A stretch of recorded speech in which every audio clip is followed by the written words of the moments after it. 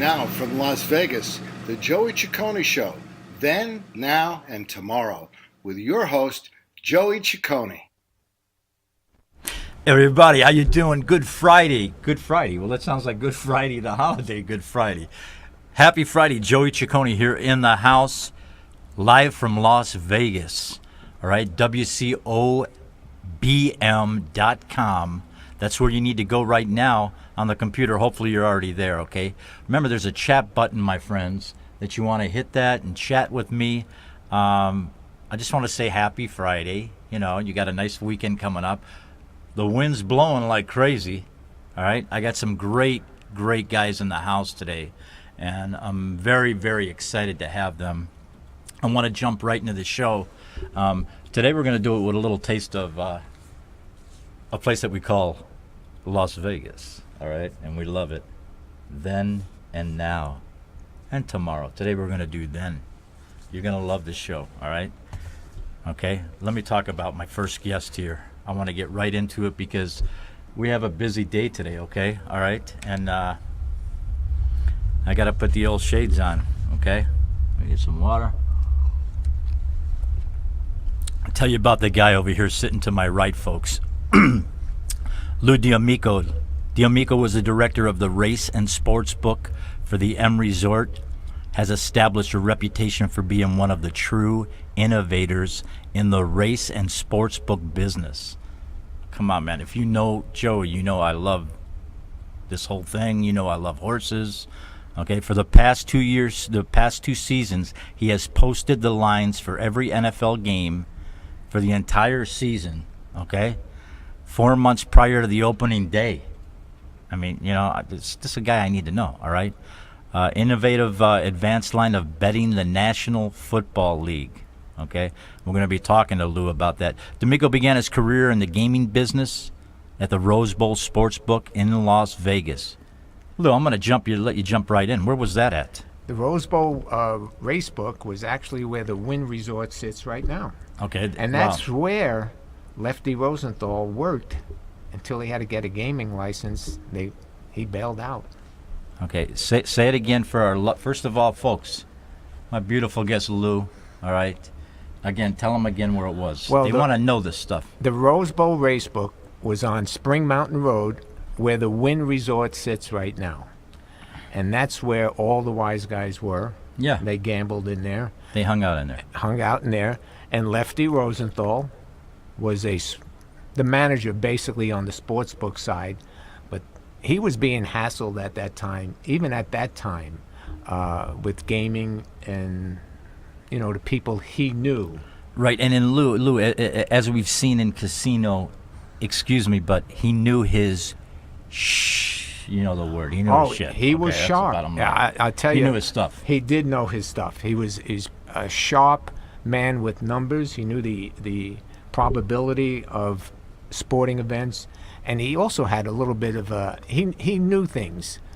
He had inside information on a lot of teams and games and players and things like that. He was very sharp and smart. Exactly. I mean, I seen him working the numbers, and it was just, you know, it was a science. Let me just throw some more things at you here about Lou, okay? He worked at some of the most premier Las Vegas casino properties, okay? My favorite, the Dunes, the Las Vegas Hilton, Caesar's Palace, where he served vice president of, this must have been something for race and sportsbook for nearly 7 years. And he has been called an expert in the industry, an analyst for a number of major media outlets. Man, I really liked this when I read this, including CNN, ESPN, and HBO. And is a frequent interviewer subject for many of top sports and my all-time favorite, the horse races. As we say in Italian, la cavalle, all right? You know, I mean, you know, I bet the horses, but, you know, sometimes you don't always get a winner. Maybe Lou's going to help me today. I don't know. But there's a winner in every race show.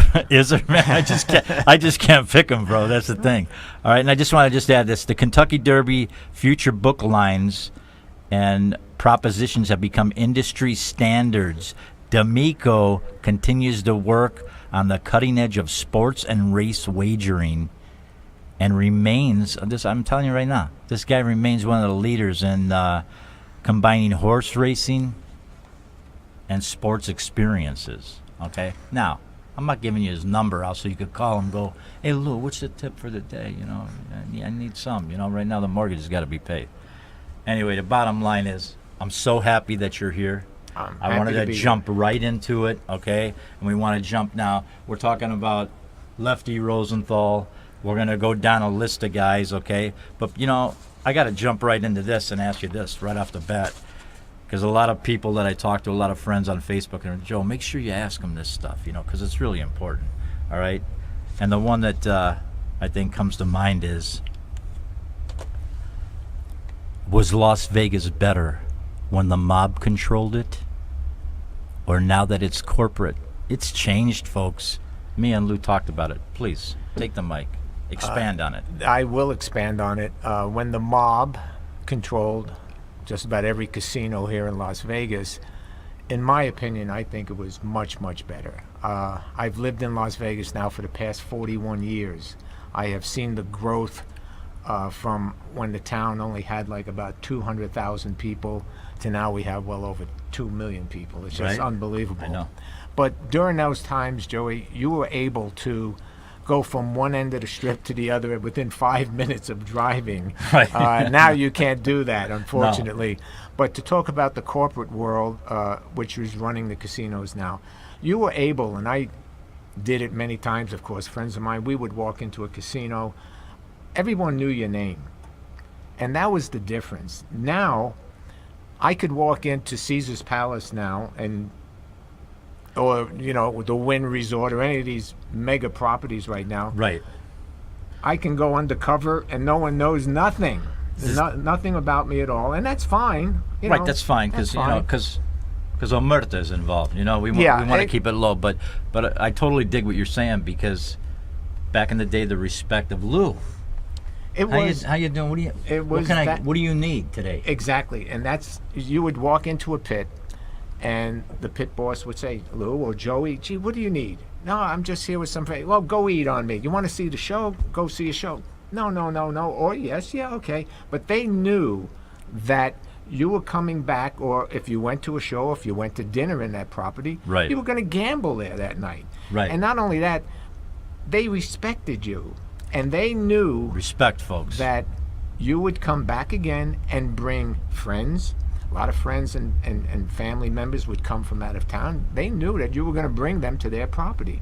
That's the difference when the mob was running those casinos then compared to now. Now it's corporate. Now you have to have a player's card. Yeah, the player's card. To be identified as, you know, Joey or Lou. VIP. You're a VIP. And depending on how much you gambled or bet, depends on what complimentaries you're going to get right now. Exactly. Back then, you could have walked in, they would feed you, let you drink, cigarettes were free, everything was free. It was beautiful, and as a musician, actor, and all of the above, I mean, just the lounge acts, which I talk about so many times. Oh, they were terrific. Where's the lounge acts? There's no lounge acts now. I mean, there's nothing. You heard it from the man that's been here for 41 years. I'm Joey Ciccone. I'm here with my special guest today, Lou D'Amico. Also joining us in a little while is going to be the producer of Cash is King in Vegas. That's it, Cash, because it's Cash is King in Vegas. We got Eugene, Shane, Steward. Joey Ciccone here in the house. I'll be right back.